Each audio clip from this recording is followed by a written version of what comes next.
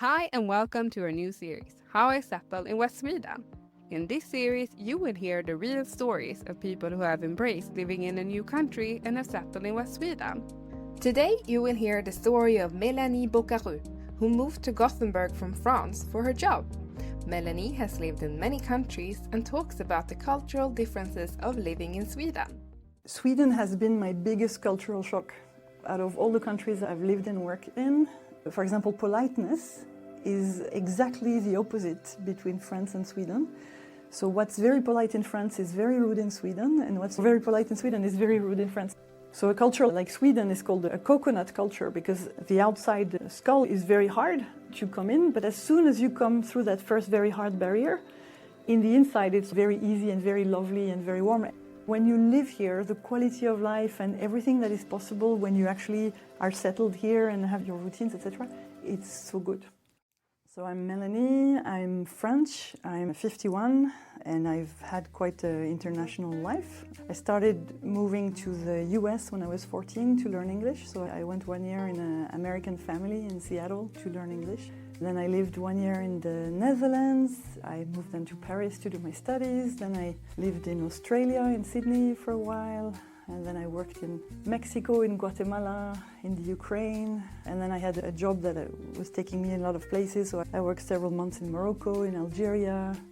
I'm probably missing a few countries along the way, but I've lived in a lot of places. I've lived 4 years in Japan, and I moved to Sweden in 2005. I was working for the Volvo Group in France.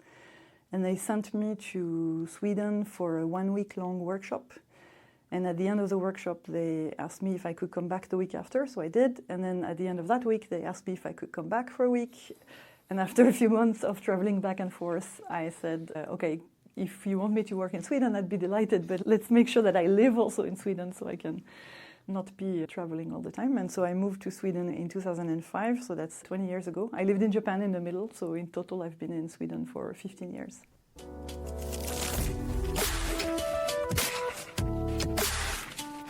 Sweden has been my biggest cultural shock.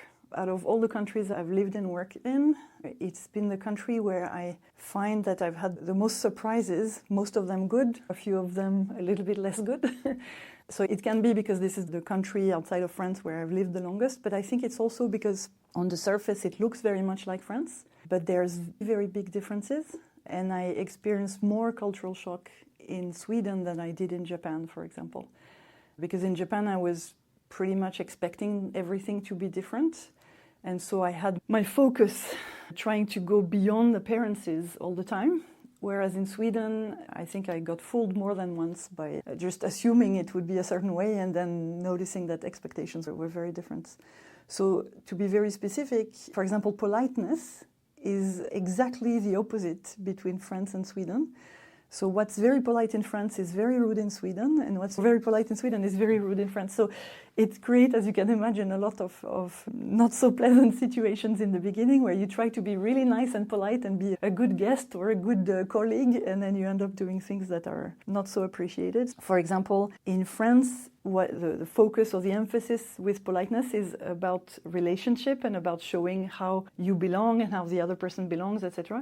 Whereas in Sweden, the focus of politeness is really to focus on making sure that you demonstrate that you are independent, autonomous, and capable by yourself, and that you recognize that the other person is also autonomous, independent, and capable by themselves. And so very pragmatically, when you come to a party, in the beginning when I was younger, you come to a party with a bottle of wine. So in France, you bring the bottle of wine, you give that to the host, and then you get to the table, and on the table there will be other bottles that other guests have taken. And what's very polite is you take any bottle except for yours, and then you pour everybody a glass, or everybody whose glass is empty, and then you pour finally into your own glass. If you do that in Sweden, it's very rude because you're taking somebody else's wine and then you're assuming that anybody can drink whatever you decide, which is very rude because everybody should be able to decide what they want to drink. So in Sweden, what's polite is that you bring your own bottle of wine or beer or whatever you like, and then you open it, and then you pour your own glass, and maybe you offer if somebody else would like some, but that's it. You focus on making sure that your needs are covered and that you're not bothering anybody else. So you see, it's a very big difference between the two countries. And this is just a small, funny difference. Like it's not a huge deal, but there's so many of those differences between the politeness and the expectations and what works and what doesn't work that if you don't pay attention, you can behave in a way that's a little bit like an elephant in a china shop. And so you're breaking things all the time when what you're trying to do is to be your best self and give the best impression, and that you're doing the opposite.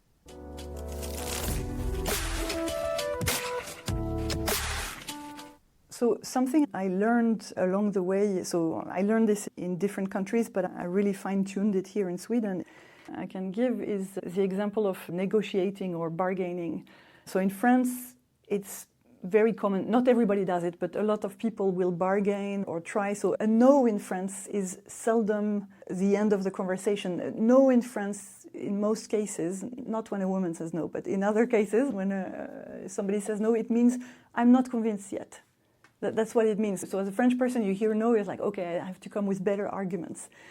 But in Sweden, no means I have taken my decision, this is final, it's a no. And so if you keep on coming with better arguments, it sounds like you're completely disrespecting the person. Whereas in France, it would mean I'm trying to capture your interest, I'm trying to show you the specificities of my personal case, which might interest you or wake your better qualities and make you want to help me. So for example, when I moved here, I moved in with my furniture from France, and in the new apartment, some of the furniture didn't fit. And so I wanted to donate it. There was literally 400 meters from the apartment, there was a second-hand store that was taking this kind of furniture.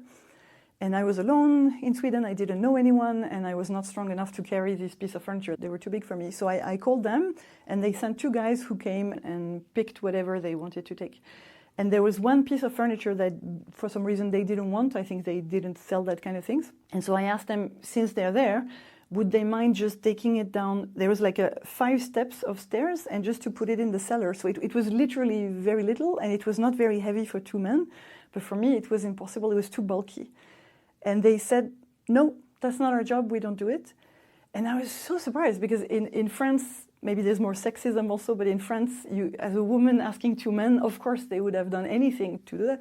So I started negotiating, and the more I negotiated, the more I pushed, the more cold and closed and ready to leave these 2 guys were. So I concluded, okay, in this country, you should not negotiate. So I didn't negotiate. I didn't try anything for the first maybe 1 or 2 years.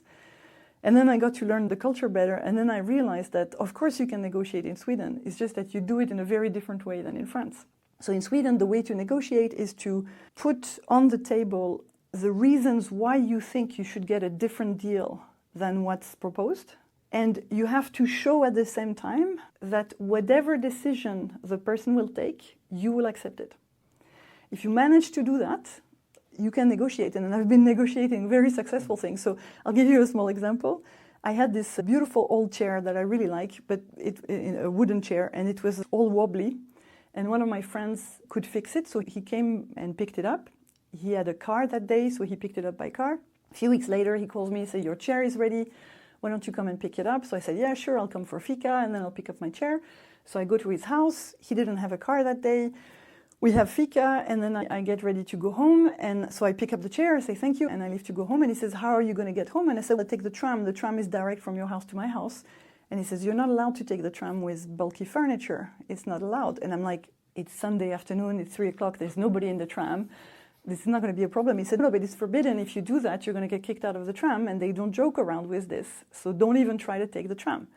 And I was like, okay, leave it to me. I'll try to take the tram, and if it doesn't work, I'll book a taxi, but don't worry about it. So I went to the tram stop, and I walked to the head of the platform, and when the tram arrived, I left my chair on the platform, and that's the important bit. I didn't try to get on the tram with my chair. I walked by myself. I knocked at the door of the driver, and I said, I'm sorry, I know it's not allowed, but I have this chair. I'm trying to go home. This is my stop. Would it be okay with you if I took the chair on board? And the guy, very importantly, came out of his driver's seat. He went down to the platform. He saw the chair, and he said, okay, you can take your chair. You can be in this particular car of the tram. But if I call you on the interphone and I said that you have to get down, get off the tram, you get off the tram. Yes, sir. So I took my chair, I went and got on the tram in the place where he had told me, where there was a bit more space. And then, of course, I sat on my chair and I took a selfie and I sent it to my friend. And he said, you French, you're incorrigible, you always get your way. No, I know how to negotiate in a Swedish way. By leaving the chair on the platform, I very clearly showed that I was going to accept his decision no matter what. But I asked and I tried. And this works in shops. I get discounts in shops all the time. So you just have to do it in a Swedish way.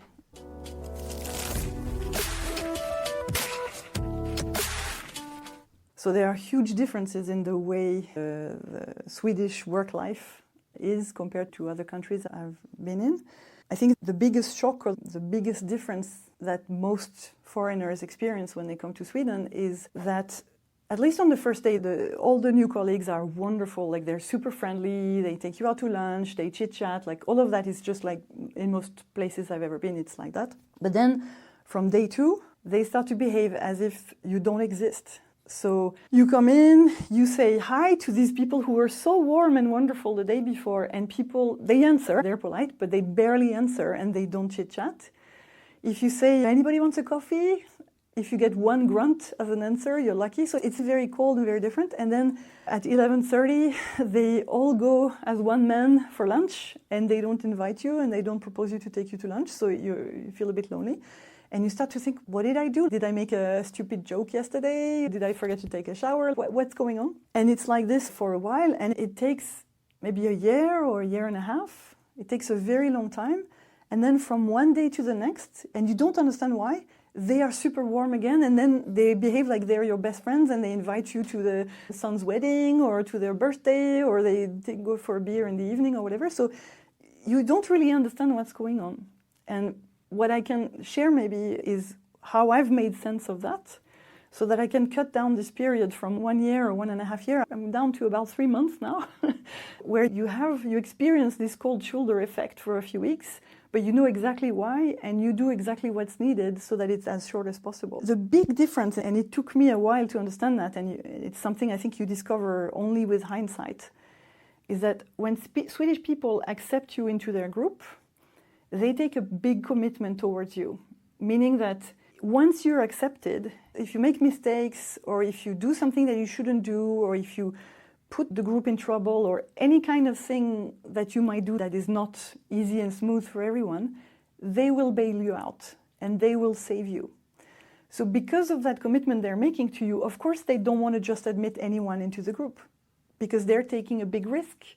So they need to check you out first. And I've come up with a little story that has zero historical reality, but that helps me remember what's going on for them. So that helps me accept that they have to be cold to me for a little while, so I don't become cold to them. Because that's the biggest mistake we all make, is that they're cold to us, so we start to be cold to them. And then the process can last for 10 years, because if nobody talks to anybody, of course, you never get friends. But I imagine that maybe around the year 1000, you imagine that you're in the middle of Sweden somewhere, you're living in this small village. Maybe there's 80 or 100 people working on this big farm. And the next village is several days of walk away. So you're nowhere near any other village. And it's Sweden, so the summer is quite short. So maybe from April until October, you have some good growing season, but the rest of the year is going to be in the dark and in the cold. And around the end of April there, you have a stranger walking up to your village. And they knock on your door and they say, hi, I'm a new guy here. I'm looking for work. Would you have work? And it's a guy who looks like he can work, looks like he can probably produce some calories that are going to be very needed for the winter. But you know nothing about this guy. So you don't know if this guy works and produces more calories than they actually use, because you don't want to put the village in peril if they don't.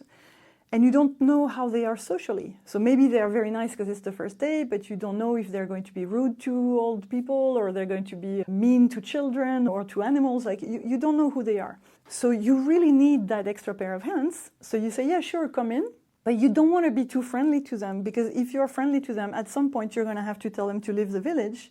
And when they leave the village, if it's in September, for example, they're going to walk 3-4 days to the next village, and the next village is not going to take somebody in September because it's too close to the winter.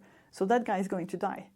So it's really hard to be friendly with somebody that you don't know yet if you might send to their death. So I'm taking very big words here, but it's just to show you the intensity of what's going on when you have to receive somebody.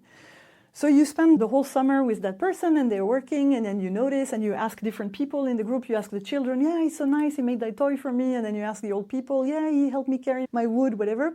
And then you ask the people working in the field, and they all say, yeah, he's really putting his back into it, and he really produces a lot of things. And so by this time, you can make a decision. It's towards the end of the summer, and you can decide, okay, that person will be part of the group. Because you have tested them, but you've also got the feedback from very many different people that, yes, in all sorts of different contexts, that person works well. And so you accept them and you welcome them into the village.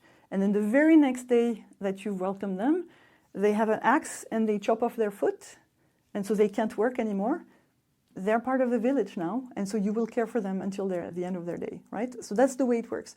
Again, this has no historical reality. It's just a little story I make for myself, but it means that when I come into a new group of Swedish people, I remember that they cannot get too friendly, because if I don't live up to their expectations in the beginning, if I don't gain their trust and demonstrate that I am trustworthy, that I will not abuse the group's commitment toward me, they're going to have to send me into the cold, in the forest by myself, right? And that's not a decision that's easy to take.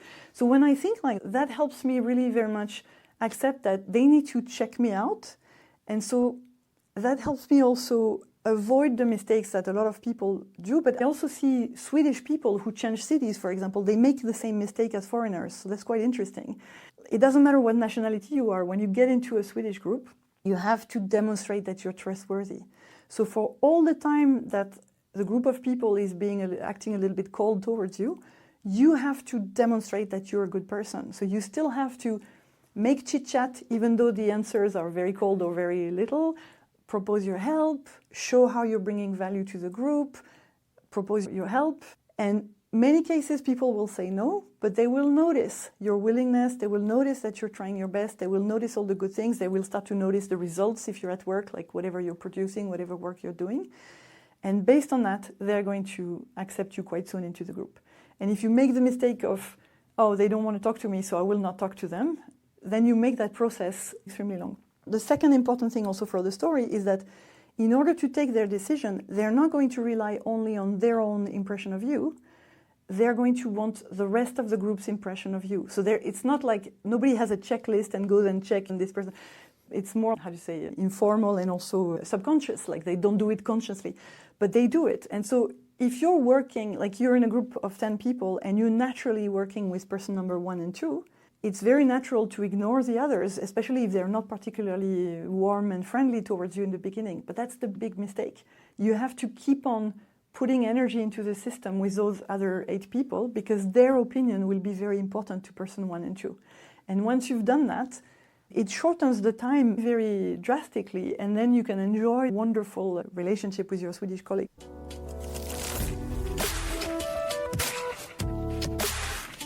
I stumbled upon a way to describe cultures a long time ago that I thought was very useful also, is the analogy of the peach culture and the coconut culture. So a culture like Sweden is called a coconut culture because the outside skull is very hard to come in, but as soon as you come through that first very hard barrier, in the inside it's all milk and sweet and very easy and very lovely and very warm. And this is what Swedish society feels from the inside. It's lovely, it's warm, it's very, people care for each other, it's wonderful, like it's a wonderful society. But it's really hard to penetrate this outer rim. And in France or other countries similar to France, they are more like a peach culture, where when you go to France, everybody behaves as if they're your best friend. Everybody invites you home, everything. But if you have a problem and you want help, it doesn't mean they're going to help you because they're not yet your friend. It also takes a while in France before people evaluate that you're worthy of being a friend. But it's just that the outward attitude during this waiting or evaluation period is very different. So in France, it's a peach, so you come in, it's directly sweet and juicy and everything, but then you hit the kernel, and that one is really hard to go through.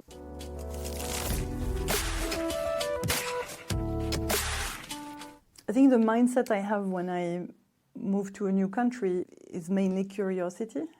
I'm fascinated by how things can look the same on the surface, but be interpreted completely differently, or the opposite. Things can look very different but actually mean something that is very close to something that we have at home. It's just expressed in a different way. So there's this extremely used analogy for cross-cultural communication, which is the iceberg. So there's what's on the surface, so that's the way people talk, how they greet each other, what they eat, how they eat, what they wear, all these kind of things. And then you have what's below the surface of the iceberg, what is not explicit, and it might not even be explicit for the people of that culture, but they assume it, they swim in it all the time, so they just think that's just the way things are done. And that's the values, what's most important, the priorities, the relationships with people, what those relationships means and entail in terms of supporting each other or expectations from each other.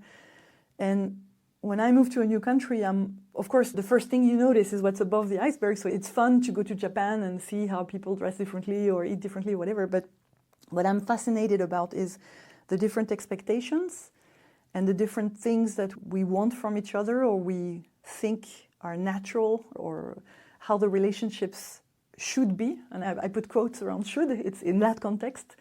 And if we just apply our own under the iceberg to the new country, then we will behave like idiots and we will think that people are idiots around us all the time because we keep on misinterpreting how people behave and what they do. For example, what I was explaining about negotiations, again, in France, what matters is the relationship between people. Or it's not that relationships don't matter in Sweden, but the emphasis of politeness in France is on showcasing that the relationship is more strong than what it actually is. For example, if I'm just a casual encounter with somebody, I will treat them as if they are a trusted colleague. Like I will demonstrate that in the way I speak to them. It doesn't mean that I will treat them as a trusted colleague. If they ask me for a huge favor, I might not do it, right? But in the way we talk to each other, it will look like, for a foreigner looking at us, it will look like we're trusted colleagues, even though we just met the day before. With my trusted colleagues, I will behave as if they're family. And with my family, I will treat them as shit because they're so close. I can do that. That's the way family or French relationships work. And if I apply the same reasoning to Sweden, then I completely misunderstand everything, because in Sweden, the emphasis of politeness is on making sure, again, that the other person is treated as a capable, independent, autonomous person. For example, one of the things I was shocked by in the beginning when I was in Sweden was there was a person who they were on their bike and with a basket on their bike, and in the basket they had some grocery bags, and they fell with the bike, and their groceries just went all over the place. And there were many people in the street at that time. Nobody helped that person. And it was in the beginning, I was in Sweden, and I thought, those Swedish people, they're heartless, they're so selfish, right? Because I was interpreting what was happening with my French values, and in France, you don't know this person, is complete stranger, so you will treat them as a casual encounter, right? You go to the next step in the relationship, of course you will go and help them out as you would with a casual, somebody that you've met a couple of days ago. If they would spill their stuff in the street, you would of course help them. So I couldn't understand what was going on. And then once, several years later, I started to understand that what matters is really to show that you trust that the person is autonomous, and you demonstrate that. You're not going to add insult to injury. The person fell, you're not going to, on top of that, go and help them and demonstrate that they're a child, or that you think they're a child and they can't solve their problem by themselves. So I've seen accidents also in Sweden. When there's an accident, everybody looks if the people are okay. If they're not okay, everybody rushes in and helps out and calls the ambulance and whatever. Swedish people are lovely. But if you're fine, if you just, you skipped and you fell down, but you're fine, then they're going to let you do your own thing, because that's the way to behave.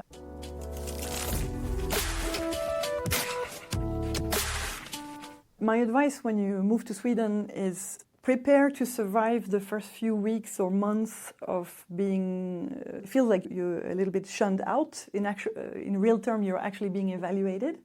So in order to survive that period, the easiest way is to make foreigners friends, because they will be in the same situation as you and they will be desperate for human contact, and then you will make friends for life, most likely.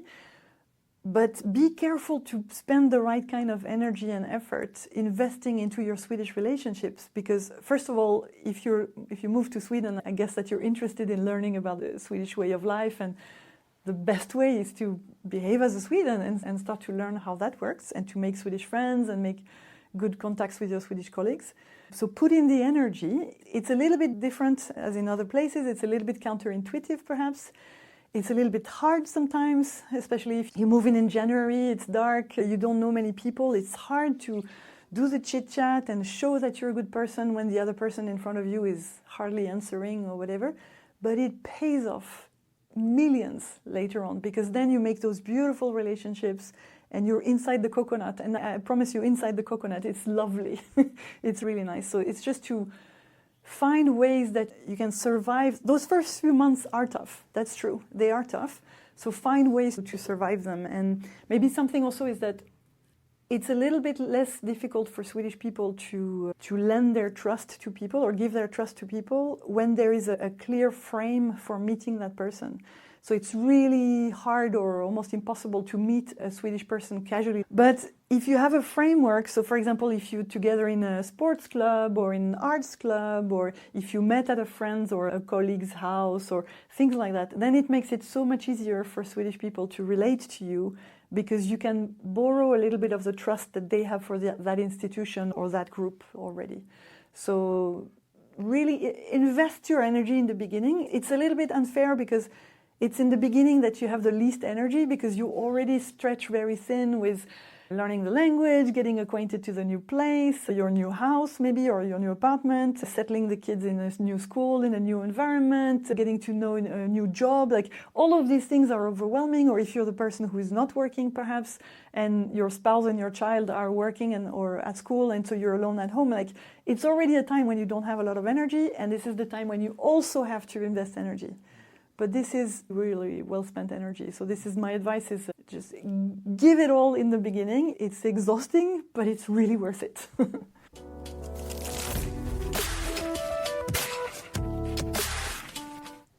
What I like most about living in Sweden, I will say, there's a very old tradition in Sweden that an accomplished individual has 3 areas of their life that are very well balanced. So there's the professional, whatever profession that is. It could be being a parent, for example, but whatever profession you've chosen, that's one area. The second area is your family or your friends, so your personal relationships. And then the third area, it used to be God, and now it's more sports, or it's time for yourself or whatever personal interest you pursue. And in the Swedish mindset, a person that does not have a good balance between these 3 different areas, there's something fishy about them, or there's something off about them. Which means, for example, that at work, somebody who is a workaholic and always at work and never spends time with their family or friends, or never spends time doing sports or cultural activities or whatever, they cannot possibly be taking very good decisions because they don't have a balanced life. And that's fantastic, because it means that coming from another country, like France, the US, China, like many different countries like this, where it's very different, where at least at work you have to demonstrate that you're only committed to work, even as of course you have a family and of course you have other activities, but at least at work you have to pretend that. Here there is not at all this, and it's actually the opposite, which means that you can really have this balanced way of life. And Sweden is anyway, for such a small country, it anyway has these amazing inventions and amazing companies, and is extremely competitive on the international scene. So it means it's possible to reach excellence, and probably because of that balance, or thanks to that balance. And that's a hard lesson to learn in the beginning, because I thought that the only way to be really good was to work a lot. And then you realize that you can work less, but you can work more intelligently, because you have resourced yourself in a different way. And that makes you more relaxed at work, and it makes you ask better questions, take better decisions, be more efficient. Instead of having 14 hours to do your work, you have 8. So that makes you also a little bit more, okay, these 2 things, I will not do them as thoroughly as I would have otherwise. And the actual result of your entire work can be much better. But it's a bit hard to learn. So this is one of the things I love most, is this excellent quality of life where you don't sacrifice, you don't settle for mediocrity, but you reach excellence in a very different way. And that for me has been extremely, extremely powerful. And I've changed a lot, I think, thanks to that. I've learned how to do things differently. I think I'm a much more relaxed person than I used to be. And that's really thanks to the Swedish way of life.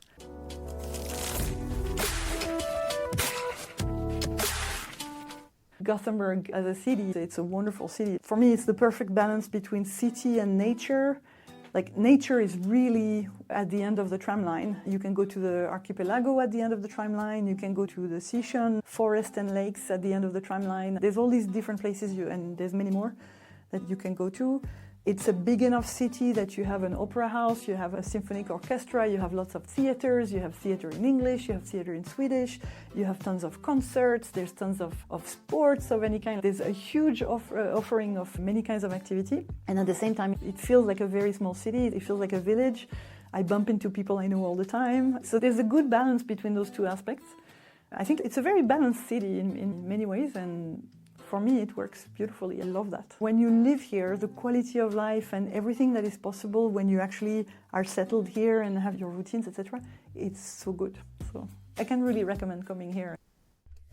In the next episode, you will hear the story of Himadri Mohan, who initially moved to Gothenburg from India for a 4-week internship and has since made Gothenburg her home. Maybe look at it as an opportunity that really helps not just settle down, it helps to thrive. Let's start helping each other and let's just start building conversations and different types of relationships instead of networking. I've never felt so much at peace as much as I did here in Gothenburg.